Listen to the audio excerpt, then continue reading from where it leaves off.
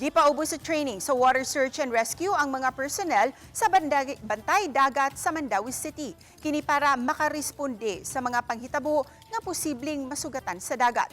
Kini ang gitutukan ni Nico Sereno.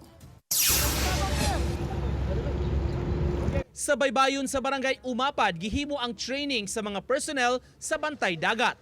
Ang taga CDRRMO ang mitrain kanila sa lain-laing pamaagi sa water rescue.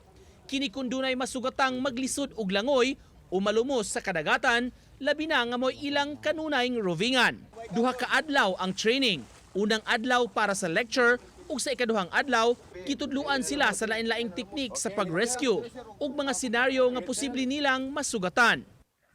Isip mga frontliners na kukunog tabang kung dunay kahibaw sa water search and rescue at mga bantay dagat personnel silang adlaw-adlaw unya nga pagpatrolya sa kadagatan. Ang syudad sa Mandaue, dunay moabot sa 16 ka bantay dagat personnel nga gitahasan sa pagmonitor sa 8 ka coastal barangays. Ang atong mga bantay dagat volunteers, not just marine protection, but kanang ato ang disaster preparedness, responders sila at the same time. Gihangupsab sa mga personnel ang training nga nakapadugang sa ilang kahibaw ug kaandam sa trabaho. Magamit tan. Dako kay importante.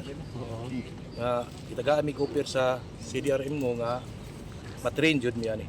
Nico Sereno, Balitang Bisdak.